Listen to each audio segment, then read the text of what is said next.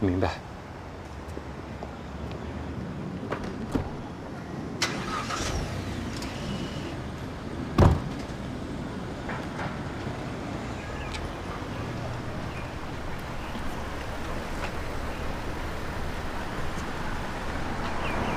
我就进去把情况都说了一遍。来了，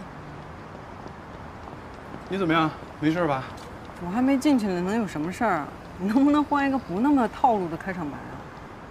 唐姐，笔录做完了？按你说的那样，实话实说呗，反正也没我什么事儿。不对，这事儿多少跟我有点关系。总之你们得帮帮韩律师。昨天晚上情况呢，肖律师在路上大概跟我讲述了一下。我们想知道的是，在这个时间段里到底都出了什么事儿。昨天晚上一起喝酒那2个人，一个姓樊，叫什么我不知道，反正另外一个人一直叫他樊哥，他好像是个什么2代吧，反正不太会聊天，还有点招人烦。另外一个人叫阿乌，应该是个外号。你们都聊什么了？差不多11点多的时候吧，我觉得有点晚了，喝的也有点多，就准备先撤了。没想到，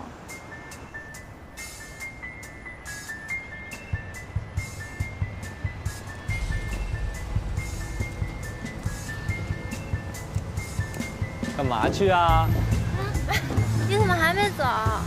想给你尝点好东西啊。什么好东西啊？可上劲儿了。毒品吧？应该是摇头丸。你刚办完那案子，王明是不是就卖的那玩意儿？昨天你怎么没报警啊？我好歹跟人家喝了半天酒，哪好意思就报警？再说我也不确定那是什么。没吃着，很遗憾是不是？不过韩律师看见了。没事儿，我不玩，我不。哎，不用，我你试试嘛。哎，你听我的，真的没事，真的没事。走，放开我！真的，你试一下，试一下。哎，韩律师。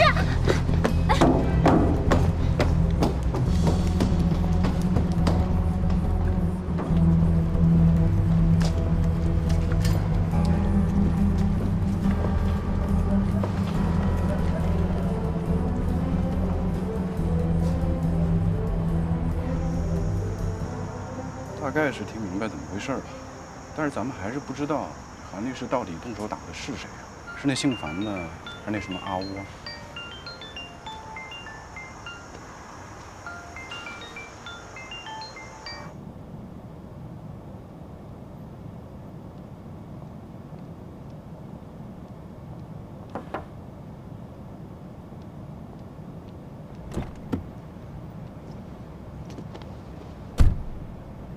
和你室友一起喝酒的那2个人，有一个叫樊以沫，是我们所一个重要客户老总的儿子，主任让我陪他接受了询问。一来二去，这里头的事儿大概弄明白了。被韩律师打的那个阿乌，真名叫什么？李良，跟姓樊的富二代什么关系？夜店认识的，不是很熟，就是喝过2次酒。是买过几包摇头丸吧？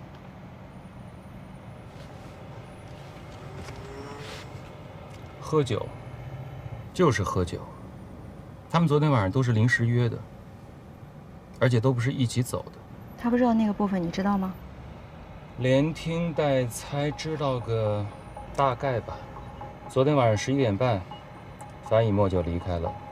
李良离开的时候大概将近12点，然后你们韩律师就追出来，在咖啡厅以西100米的地方截住了李良，问他是否在店里试图兜售毒品，估计李良否认了。韩律师要报警，李良上前攻击他，拉扯之间绊了一个跟头，后脑勺磕在了门口的台阶上，当场就昏迷了。韩律师打了120，又报了警，李良被送去了医院，韩律师就留在了向阳支队。伤得重吗？枕骨碎裂，做了一个开颅手术，命是保住了，但一直昏迷，估计也就醒不了了吧。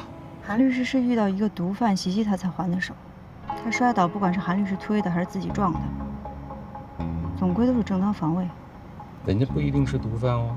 毛毛看到他带了一包类似摇头丸的东西，公安在他身上什么都没搜到，你那个室友是在哪儿看见的？门口啊。地方好像没有监控吧？那他们动手的地方，真不凑巧，也没有监控。但这些都不是我找你来要说的重点。这里边有邝北平什么事儿啊？邝北平似乎格外的关注这件事儿。今天他回所里的时候，在邝北平的车上看见坐着一个人，左手手背上有大面积的烫伤疤痕。袁培旭，薛东不是搞差了吧？让他俩坐不住的，恐怕是咱们在调查资金流向的事儿吧？金港有很多毒贩吗？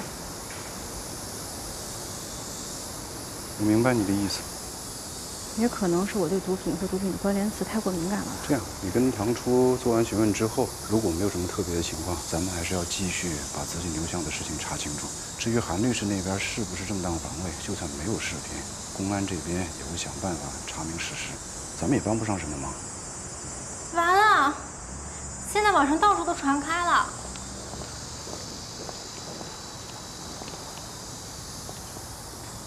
知名律所合伙人无故将人打至昏迷，疑似毒瘾发作。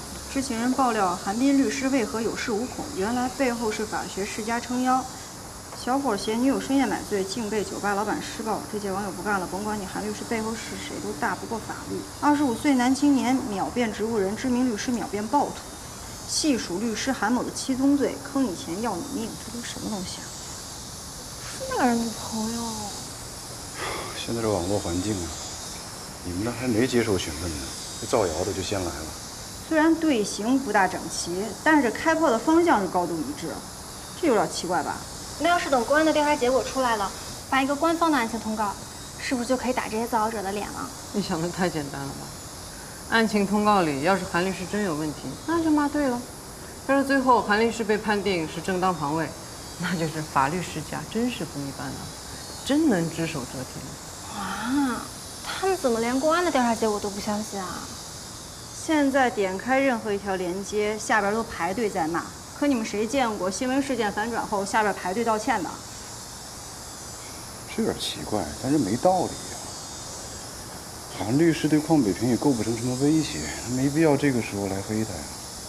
这明明是件连你带咱们所可以一并往里卷的事儿，竟然没提你。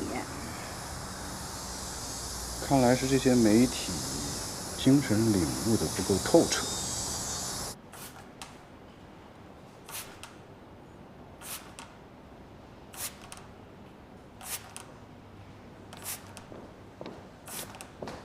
你看没看现在网上有？看过了。这才半天时间，显然是有人在带节奏、助推舆论，而且是冲咱们所来的。也不能这么说。我看了半天啊，我发现没有几篇提到咱们所的名字，关键是没有一篇提到乔少廷的名字。以他的光辉形象，稍加渲染，咱们所就是贼窝。为什么没提？你看，你也觉得奇怪吧？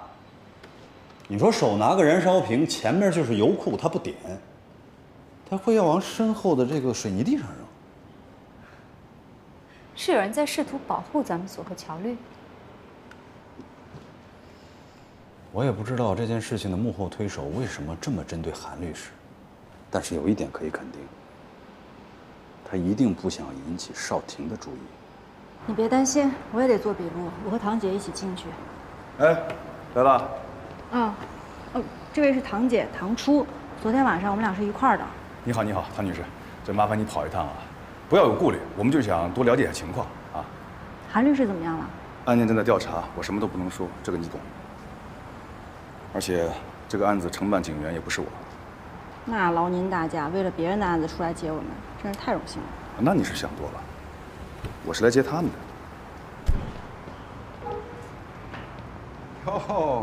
哟，乔律师，法官啊，哎呀，你可以啊，辛苦辛苦，哎呀，真是非常感谢你这么支持我们的案子啊！不管怎么说，你的大力配合，我记在心里边了。不用记，正好我有事儿，你得帮我。喝了一会儿，大概在8点。来请我喝茶的吧？说起来真是巧啊！昨天我刚放下电话，我那边单子就出状况了。担保公司金港，巧不巧？金港哪家担保公司啊？需要我帮忙吗？不用，我那都是小事儿。哎，你那边提讯进行的怎么样？我听说金港出了个大案子，有2个小混混为了讨账，把人给关在笼子里踹水里去了，有这事吗？师傅，你应该知道的。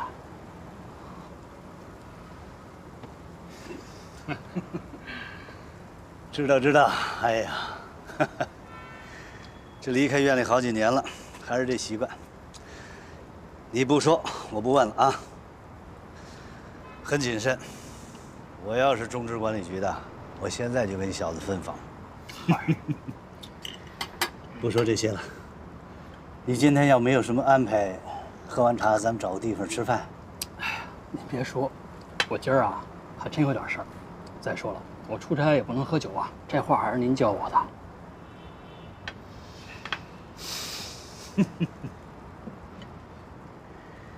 人走茶凉啊，不知道从什么时候开始啊，你小子也学得这么跟我说话了。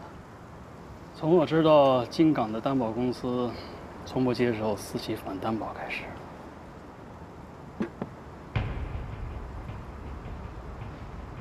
不难，我大老远的跑来，紧赶慢赶的都是为你好。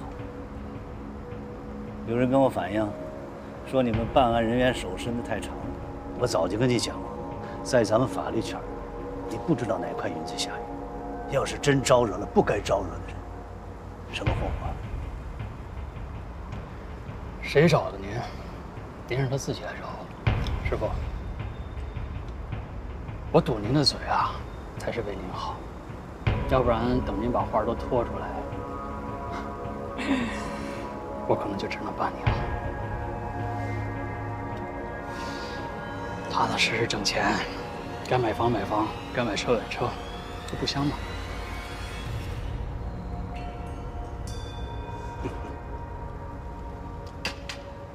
哎，时间差不多了，我还有事儿。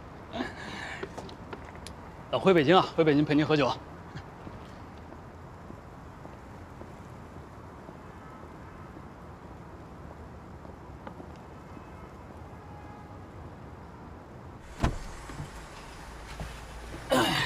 这么快，老马一定很不开心。能全身而退，他就偷着乐吧。哎，说夏阳支队找到李良的车了，而且从车内起获了300多的摇头丸和大量现金。老马好办啊，但是这事儿可能还不算完。会有人盯上你？那这人可算踢铁饼上了。输赢还不好说，不过就算这把牌我跑不了，好歹先把炸弹给扔了。走吧。真是不好意思啊，给你们添麻烦了。没事，我当时真是慌了。那个受伤那人现在住哪个医院啊？我不行，哪天我去看看他去。你这属于见义勇为。哎呀，不过要我说，韩律师，以后得策略点儿。你像这种事儿，你就直接报警。虽说咱都大老爷们儿吧，但你没经过专业训练啊，万一有个什么闪失，多不值得。我这不也第一次碰上吗？真慌了。行，那我就不送你了。哎，谢谢啊。好。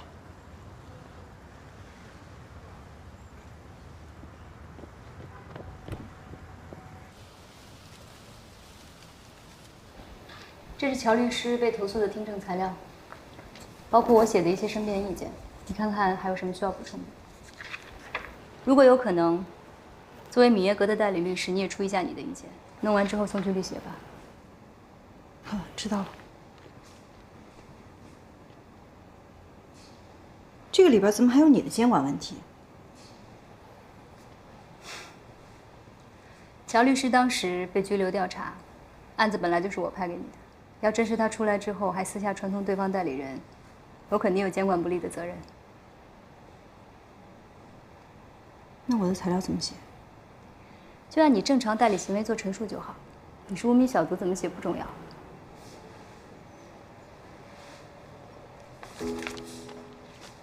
一个领导，一个案外同事承担了责任，我这个代理律师反倒没事。责任这东西，你下次再争取吧。可算是出来了，给我担心坏了，受委屈了。韩律师，韩律师回来了。韩律师回来了。韩律师好。好。哎。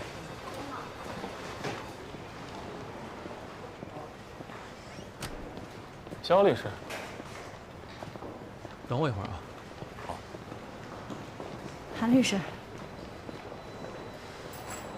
我都听说了，谢谢。哎呦，您别这么说，主要还是乔律师。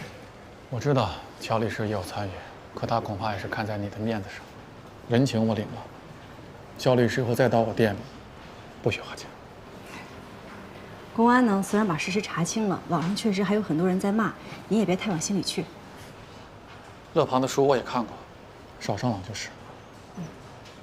忙你的吧。好嘞。宗飞，什么人？是我们海港辖区的吗？那我不清楚，但邹亮的案子总归你们管吧？没错，那案子是归我们队查。哎，你们有认真查吗？公安和法院是一样的，都是在职权和管辖范围内进行。要我们出司法建议书吗？啊？你知道的，在我们审理案件的时候，如果遇到影响案件复核但又不属于我们法院管辖的问题时候，我们可以依据司法建议权向有关机构出具司法建议书。嘿嘿，没必要搞那么麻烦吧？宗飞是吧？我去跟领导反映啊，保证啊。哎，小赵，找我是吧？对。这有点太敷衍了吧？他压根没让咱们掌握宗飞什么情况。人家有纪律，就不算是敷衍。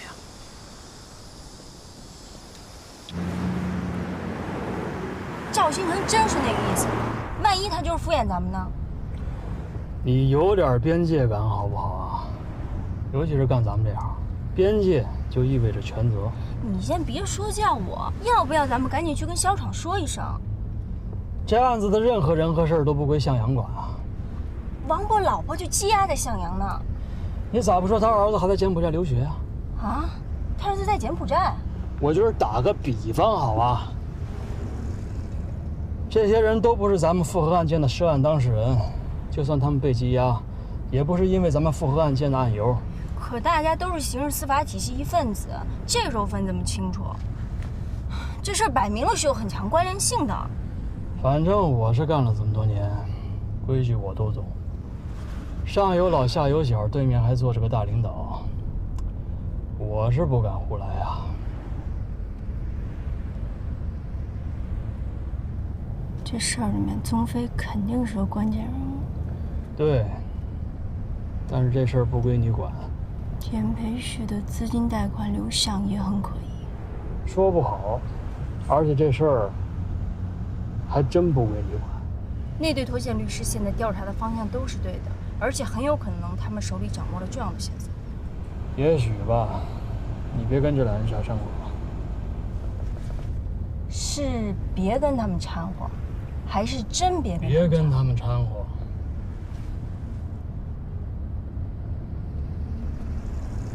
靠边停车。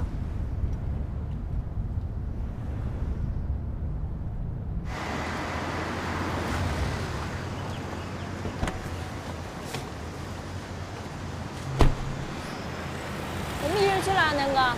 注意安全啊！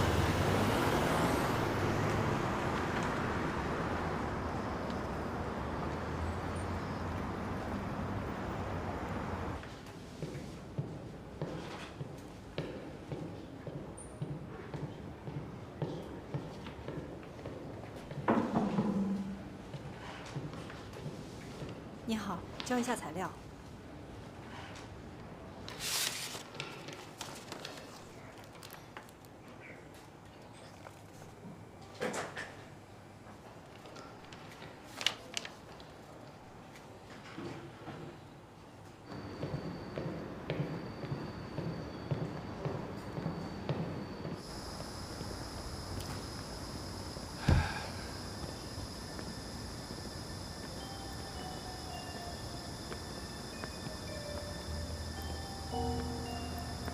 怎么，还在努力？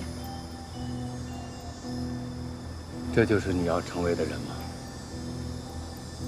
你觉得你能够帮到某个人，救到某个人，能够挽回某件事，探寻到什么真相？为了任何能自洽的正义目标，不惜跨越规则，就为了完成自我感动。要是说践踏规则这事儿，任何人在您老面前那都是班门弄斧。你看错我了，我从来没有践踏过规则，恰恰相反，我在建立秩序。只有在秩序之下，才能振兴这个行业，才能帮到很多人，救下很多人。那我就有点没搞明白了，就这丰功伟业的还不够您忙活，天天还有闲工夫在这构陷巧巧厅。是他一直在针对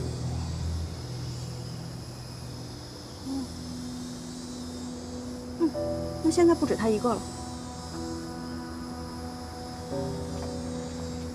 你有一个哥哥在向阳刑侦支队，没错吧？从王博爱人到韩冰那件事儿，里里外外都是他在办。程序法里好像有什么相关规定，我记得不是太清楚。但是他这么粗心大意，就算外面没人说，内部也得有人管吧？你想怎样？你说过的，你还有选择。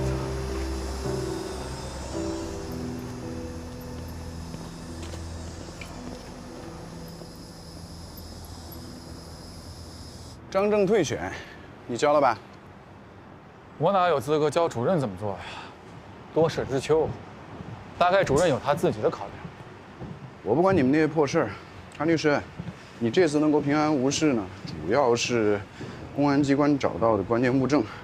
当然了，肖律师呢也出了很大的力气，还遭遇到了一些危险。是，我知道，所以我真的是非常感激。我就是来找你要回报的。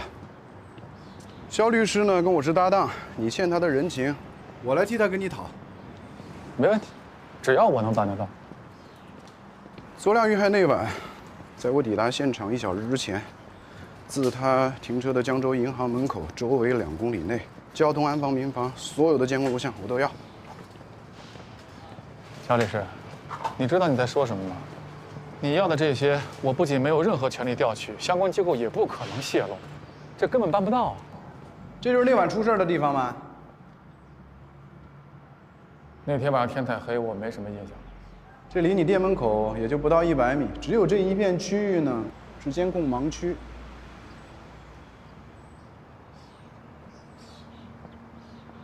我现在所在的位置就在其中，而你呢，还在监控画面里。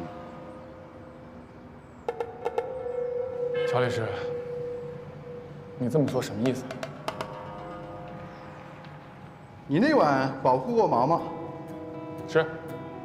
他跟我说那个小伙子有可能要引诱他吸毒，所以我赶紧让他先走了。不是那会儿，是更早的时候。来，准备好了，15、20、20。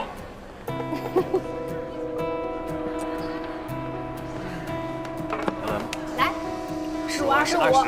15、25。15、25。不好意思，收拾一下。快啊！15、20、15。哎呀，小豆，来过来收拾一下。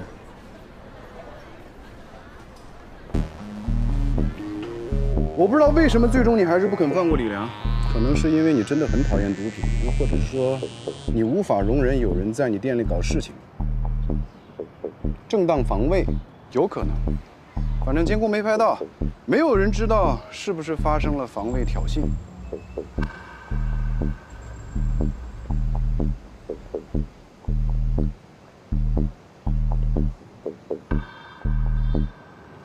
我真的想不通你为什么会这么看我。事情不是你想的那样。当然，你和肖律师的人情我肯定会记得，只是你确定要这么做吗？尽快找来。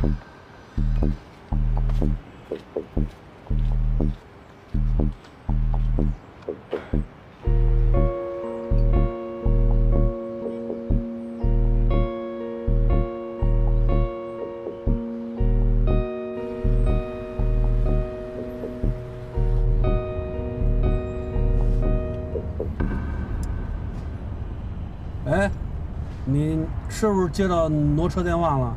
挪车？没有啊。也对，我才是车主。没事没事。哎，一会儿你要是接到那挪车电话，你不用管。我的车被套牌了，好像就你开那辆。我非逮着这孙子不可。哎，你别冲动啊！你找着之后打122报警。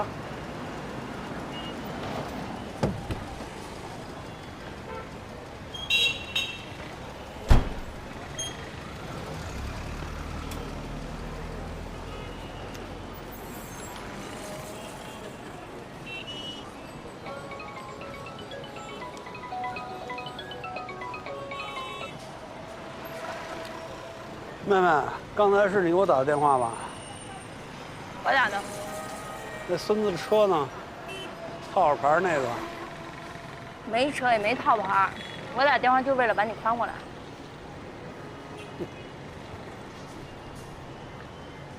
站住！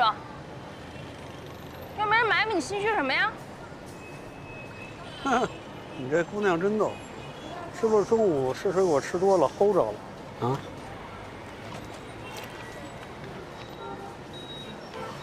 哎呦，法院的，是不是可以协助一下我们的工作啊？您就是刑事审判庭的大姐，刑事，我怎么协助你？你怎么帮你那个好基友呢？给我们也招风抓个药呗。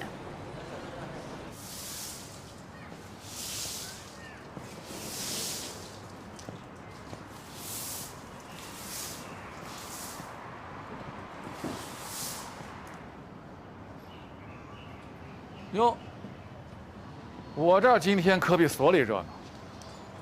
不是因为免单，因为我辣酱吃完了。保证供应。我第一次感觉到被人威胁有多么恶心。邝北平，你怎么知道？尽管我想不出来还有谁能够威胁到你，但只要有，你8、9成都会去找乔律师。现在跑到我这儿来生闷气，那只能说明你怕告诉他了之后，让他替你担心吧。总之呢，我是非常非常的生气。说来也巧，今天也有人威胁我，还是借你的人情。乔律师吗？他为什么要威胁你？乔二良，乔二良，你给我出来！尊重一下人家嘛。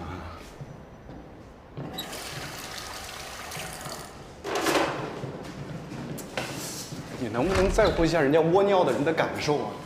你为什么要这么做？那能怎么办呀？去邹亮家里头翻个底儿调，找金条。如果真的是有这段录音的话，那将是扳倒邝北平的决定性证据。你现在要搞清楚，你到底是要扳倒邝北平，还是查清邹亮的死因，还是找出朱红的下落？这俩其实是一件事儿啊。不是朱红的下落首当其冲，这才是我们的工作。如果你说严培旭那笔银行的贷款流向可能和朱红有关，这我认。但是邝北平和邹亮之间到底有什么可能和朱红没有直接关联？如果这个线索查不下去，就别跟进其他线索了，你越界了。照你这么说，我俩都不是第一次越界。是我们都不是第一次越界，但是你之前说过相对公平，我们之前一直在追寻的是这个相对公平，不是像现在这样连底线都放弃。不是肖律师，我是不管你为了什么，如果遇到阻碍就寻求非法手段，那你找韩律师干嘛？找邝美平不是更好吗？要风得风，要雨得雨，你认定的黑脸能洗白，不可能的也能实现。可是你当法律不存在吗？我真的崇拜过你。看来到此为止了。我以为你是不会变的。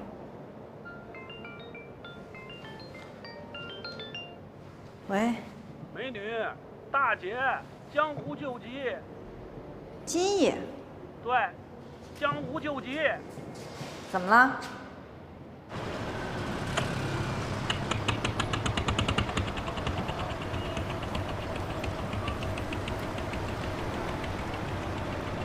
妹妹，你大胆地往前走啊！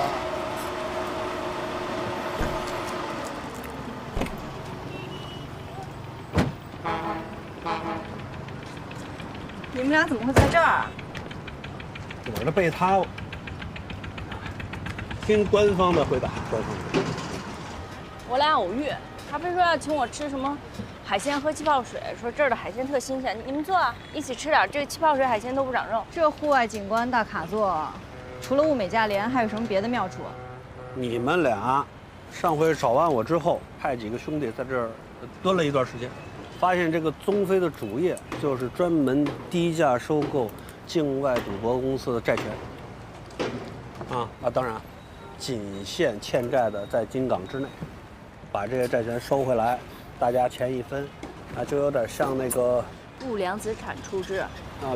对，有点那个不良资产处置那意思啊。那你俩在这蹲谁呢？这么回事儿。这最近这外城的码头人人皆知，有一个搞海运的老梁在网上玩百家乐，欠了大几百万，4艘船，一个厂房，都抵进去了。不出意外，这笔单肯定是宗飞来抄底。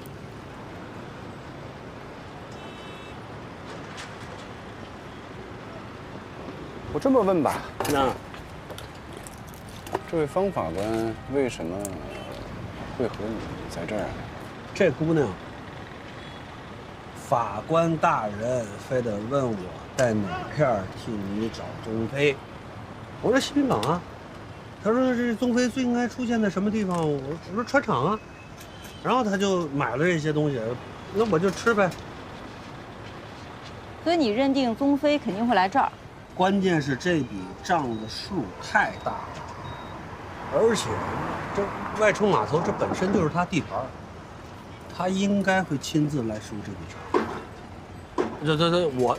我猜测啊，你们明断。逻辑缜密，果然是聪明绝顶。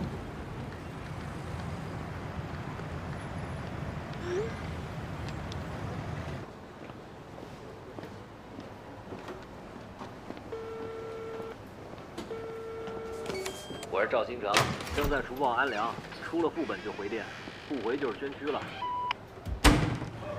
现在有一个非常严峻的问题摆在我们面前，你们谁认识宗飞吗？或者说谁知道他长什么样？那就算他来给我们上菜，认不出来也没用啊。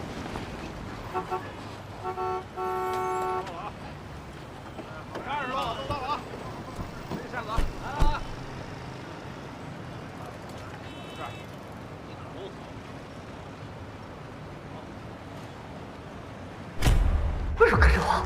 你得搞清楚谁在威胁谁。干什么呢？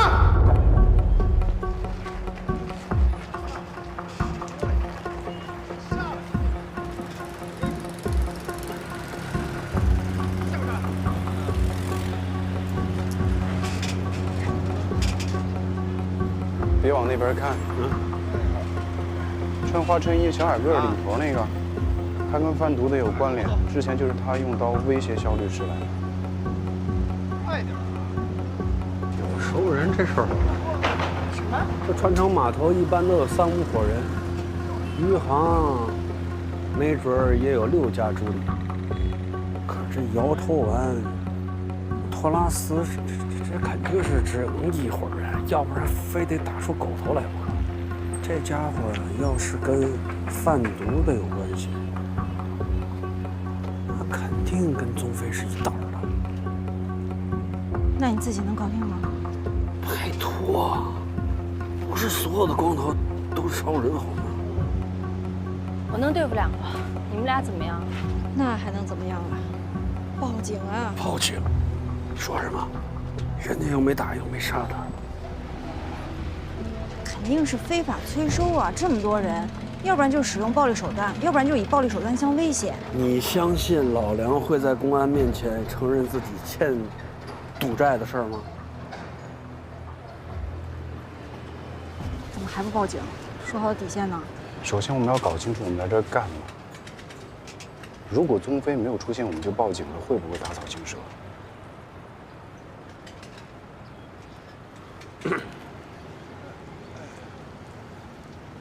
别赶了！哎，老板娘，老什么老板娘？别赶！去跟着他们，你们在这盯着那帮马仔，要是什么情况的话，给我打电话，我可不想被全后包夹。我跟你一块儿去。我这就3个人，这一群呢，你好歹假仗一下。这事儿没得商量，我不会让你一个人去的，你走我后面啊。哎，我，哎，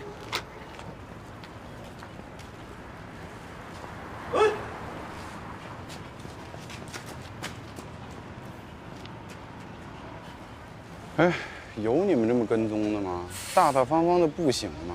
就你们这样，分分钟能被人发现。我先过去探探虚实。哎，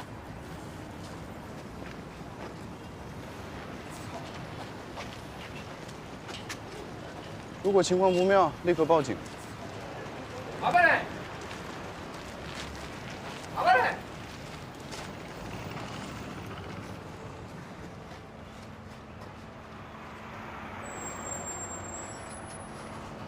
哎，谁呀？你管我谁呢？宗飞在哪儿？我要见他。手一哥，什么事？他卖的货把我一哥们儿给抽死了，你说什么事儿？快来，让他进来。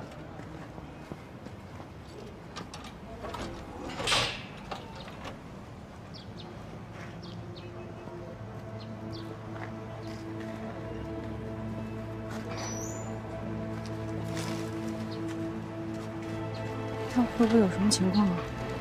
让他成了，肯定有情况啊。那咱们报警吧。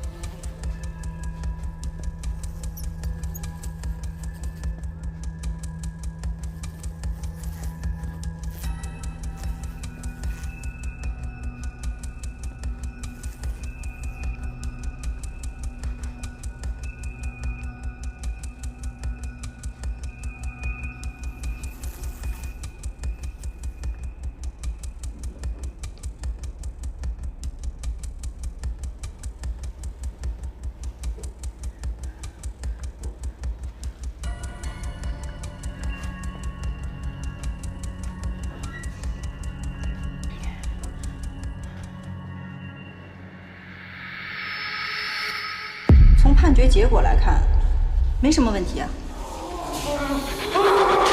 朱红并没有死。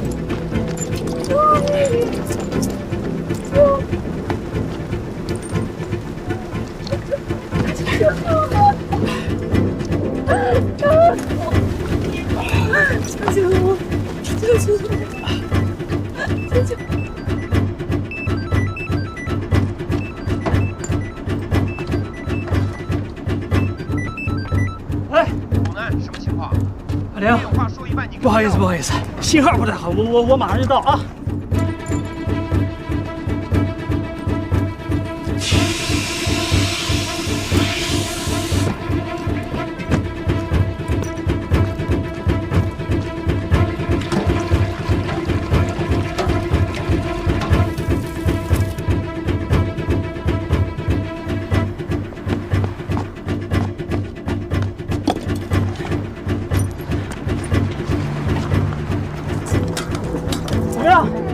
你没事吧？啊？我没事，小宝贝没事啊。哎，这边是南京环城公路，从南向北方向有6辆车的事故，你们赶紧派救护车过来。对，有人员受伤，还有救火车。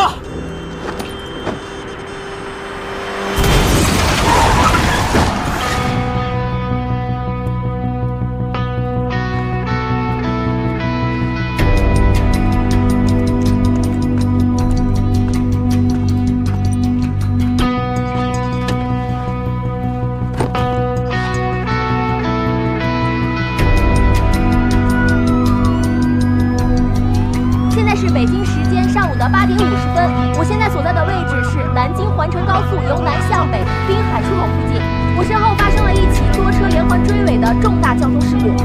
我们可以看到现场非常的紧急，目前警察、消防、救护人员已抵达现场进行现场救助。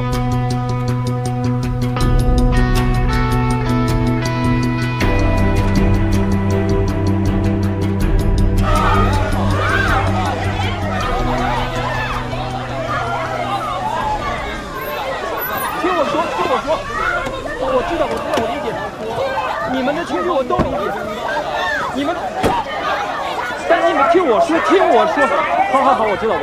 你们，您是？你好，最高院刑庭的鲁南，你们吴队叫我过来的。您受伤了？啊，没事。别激动，我别了。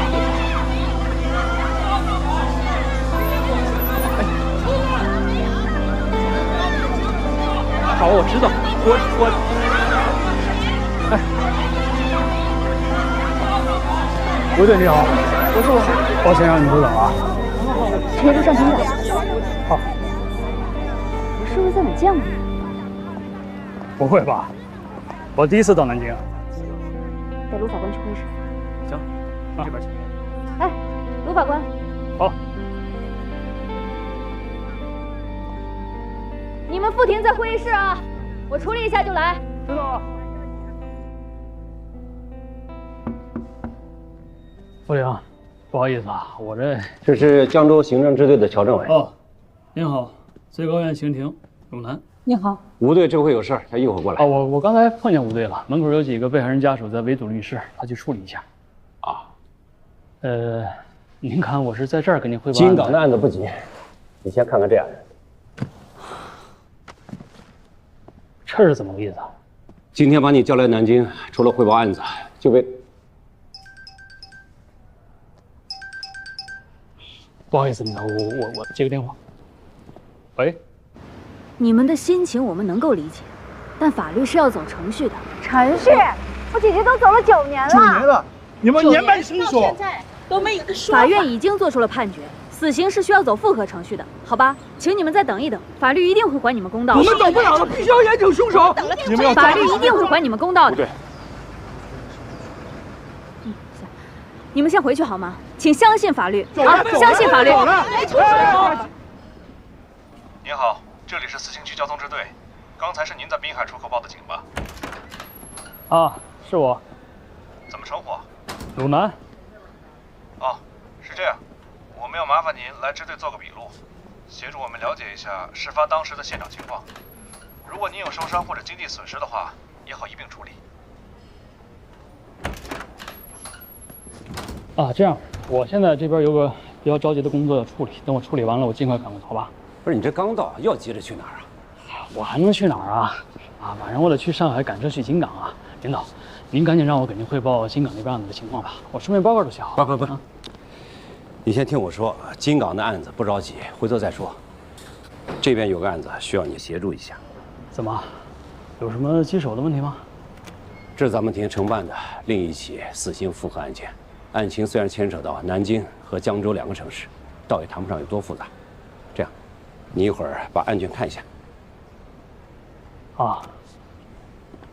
哦，等等，那个去趟洗手间，照着镜子，收拾一下自己，拿件下管最高院的法官。好，出门左拐。哎。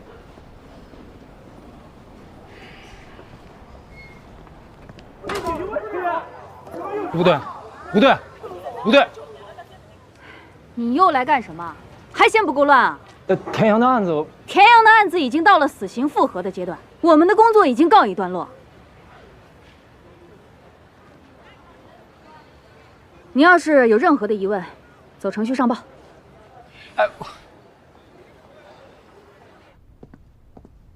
久等了。哦，你先看看案卷。哎，有什么疑问，乔政委也能向你解释。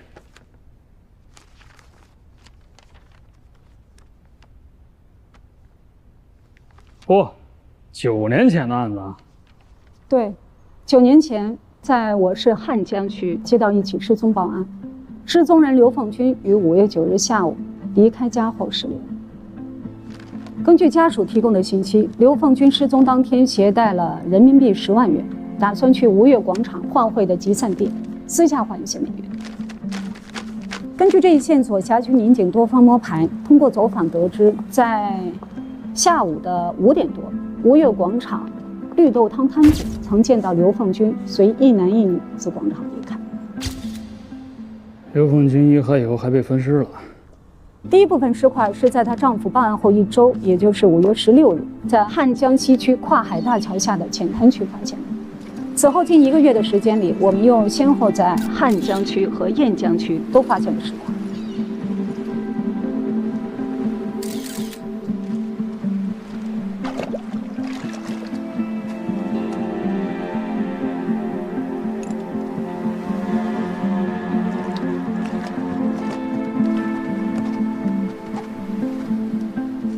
初步推断，应当是一起财产动机的故意杀人案，而嫌疑人很可能是以换汇名义将刘凤军带离吴越广场的一男一女。杀人和分尸用的同一把刀，而且这把刀还出现在另外一起刑事案件。说起来，这把凶器的发现时间甚至要早于确认刘凤军遇害的时间。5月11日。在汉江金汇夜总会附近，有2伙年轻人因为在夜总会发生摩擦，爆发了冲突，双方一路追打。其中一名男青年在路边的垃圾桶里捡到了这把猎刀，并用这把猎刀捅伤了对方一人。走了，抓人了！警察及时赶到，把两边的人都抓了。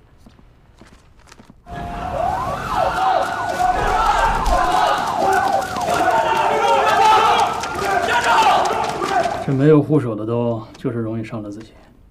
这刀上一共提取了5个人的 DNA。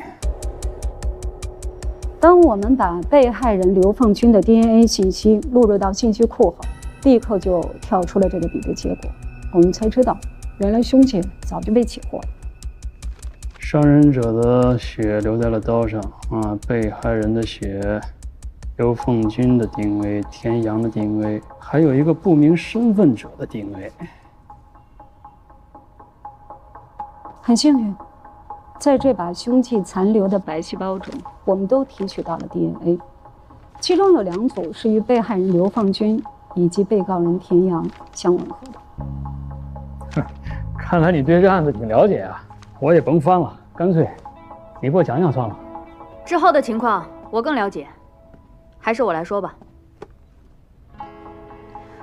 当时虽然从凶器上提取到了 DNA， 但是被告人田阳还有李梦琪并没有犯罪前科，也没有 DNA 存档，再加上吴越广场人员构成复杂、流动性大，排查起来十分困难。江州警方始终没有能够确定凶手的身份，导致这个案件一拖就是9年。直到今年年初，我市经侦人员对于本市的斯塔瑞进出口贸易公司涉嫌贿赂海关人员，对董事长田阳采取了强制性措施。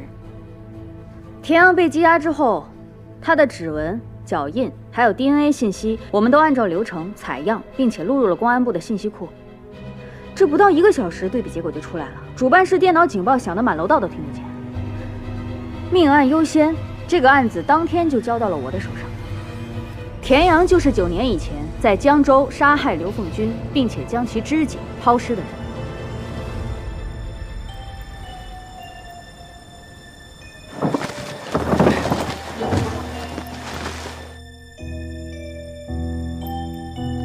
之一，我看他还有个同案李梦琪。但是判决没他，还是人没抓着吗？就是因为李梦琪，你们老大才会来南京。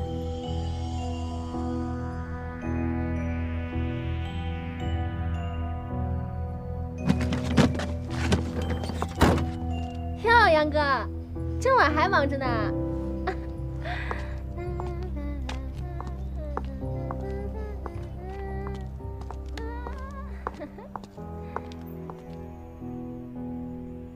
这个吴队是您的？我发小，一起在审计局大院长大。她第一任老公是我大学同学，现在的老公是我法官进修学院的同期。哦，不，您这可是公事私事一起抓，甭瞎打听这些啊。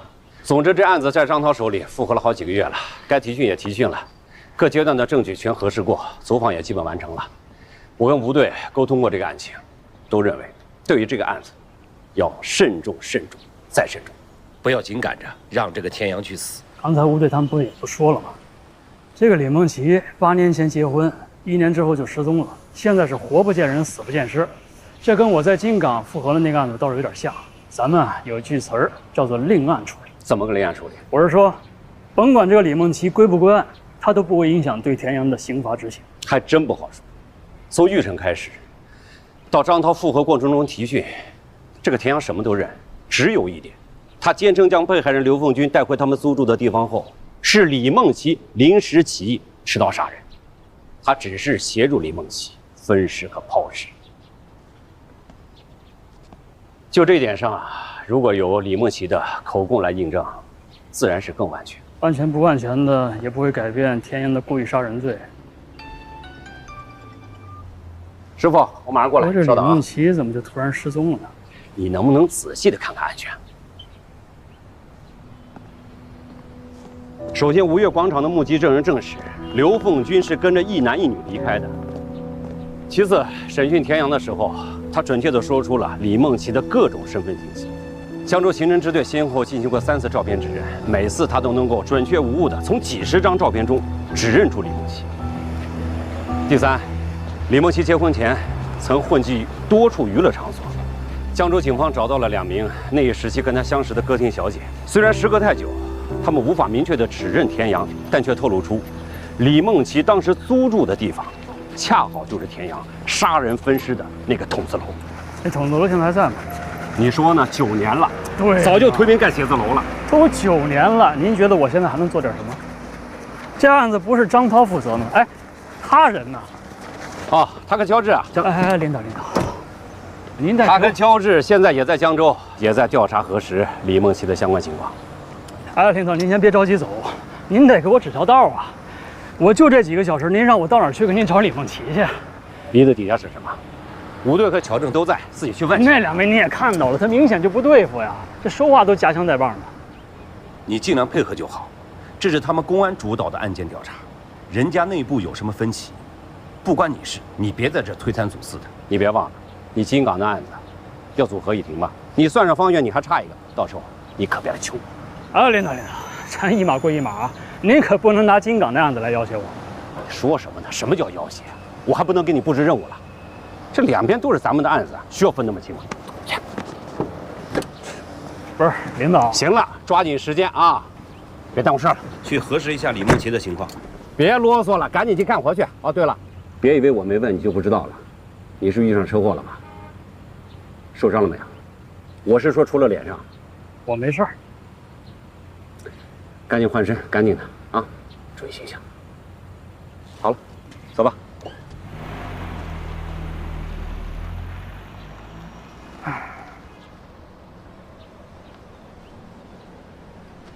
法官，法官，哎，法官您好。啊，你是刚才那个？是的，是的。我是田阳的律师，我姓冉，叫冉森。哦，你好，你有什么事吗？我知道您是最高院的，是不是跟我当事人的死刑复核有关？我不是想替田阳喊冤啊，但刘凤军真的不是他亲手杀的。对不起，这个案子不归我负责。那个，你是律师，你应该懂规矩。这案件是张法官承办的没错，但我向您反映情况也不违反规定啊。而且我认为，在这起案件的调查上，本市公安人为架设了很多障碍。那你应该去找督察或者纪委，懂吗？李梦琪只要一天没有归案，就不能确认是田阳实施的谋杀。如果是执行死刑之后才将李梦琪抓到，就只能听他的一面之词了，这样对田阳很不公平。这话你刚才怎么不跟死者家属说去啊？武汉副队长知道李梦琪的下落。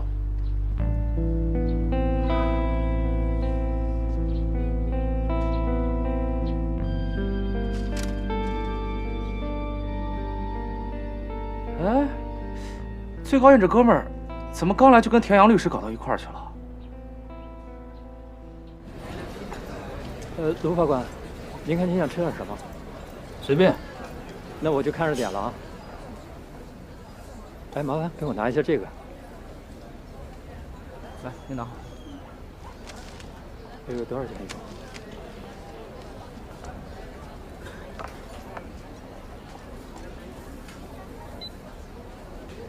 好了，给你了啊。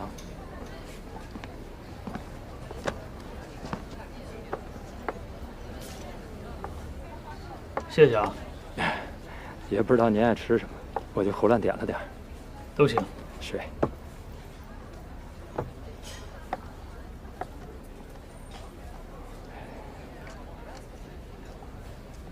嗯。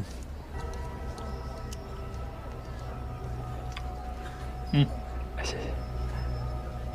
你刚才说，吴队知道李梦琪的下落，什么意思啊？据我调查了解，田阳和李梦琪其实一直没有分开。虽然后来在江州，李梦琪傍上了大款，但最终还是追随田阳来了南京。是吗？那我八卦一下啊，既然这个李梦琪都已经追随到南京了，那为什么田阳又娶了别人呢？因为李梦琪在南京见不得光。什么意思啊？田阳来到南京之后，成立了斯塔瑞进出口贸易公司，但短短几年，斯塔瑞就成了南京排名前10的纳税大户。说这些全靠进出口生鲜，您信吗？你把话别说一半啊！既然已经说了，就把你知道的说说呗。我是斯塔瑞的法务，虽然财务记录我看不到，但我一直怀疑，除了正常的进出口贸易外，公司在暗地里同时境外走私。那你怎么不把这些跟相关部门反映了？第一，我没有实证；第二，我端的是公司的饭碗。所以你老板被抓了以后，你就变成了他的刑事辩护律师。田阳是我的领导，也是我的当事人，不管是职业属性还是私心，他的个人权益都应当是我放在首位的。那田阳公司帮这个走私集团洗钱，他跟李梦琪是什么关系呢？南京最大的走私团伙基本上控制了东江港和北坞，也就是2个最大的口岸。据说这个团伙的头是个女的，所以我会觉得李梦琪在南京见不得光。李梦琪是个女的，没错，但总不能是个女的就是李梦琪吧？当然不是。哎，谢谢。虽然我觉得这个走私团伙的头目是李梦琪无凭无据，但这起码算是一个方向吧。我多次向警方反映，他们完全不理会。我甚至当面向吴队强调过这个调查方向，可他给我的回复是，与本案无关。等会儿，你之前可是说吴队知道李梦琪的下落，但是你现在这个意思，感觉你好像是在跟我暗示，这个南京刑侦支队的副队长是本地最大走私集团的保护伞啊。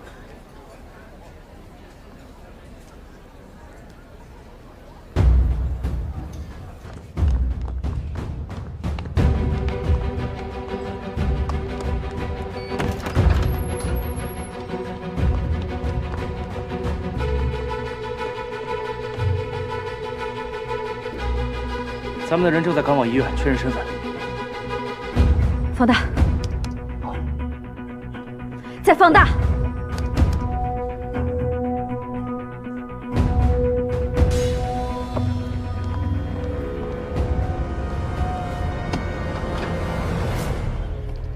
吴队到底是什么人，我不好断言。但田阳宁可接受死刑的判决结果，也从未提起这个走私团伙一个字儿。走私也好，洗钱也罢，总不可能比故意杀人更严重吧？田阳宁死也要保护的女人，您觉得最有可能是谁？所以你认为吴队对这件事情选择性失明，是担心？假设，我是说假设啊，这个走私团伙的头就是李梦琪。只是走私的话，不涉枪涉毒总不会是死罪吧？可如果有别的死刑罪名产生，那我想他不会顾及再把谁供出来。田阳的案子已经到了死刑复核的阶段，我们的工作已经告一段落。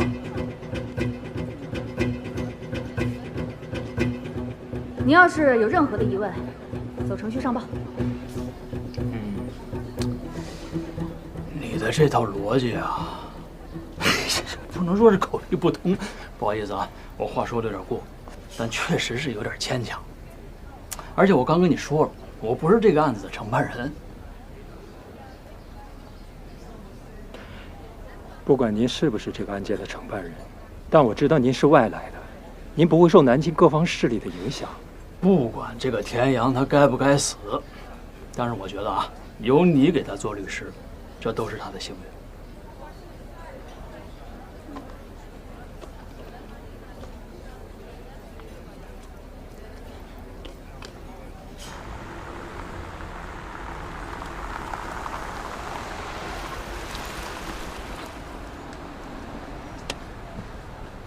哎，这个江州来的乔政委，你认识吗？凶杀案发生在江州，乔政是江州方面这个案件的负责人，他对这个案子格外上心，常跑来南京。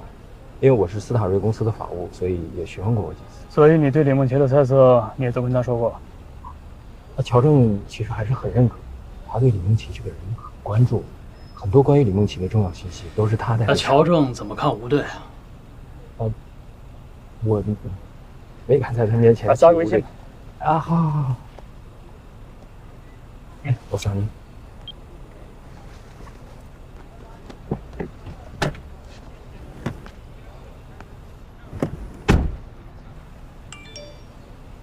卢凡。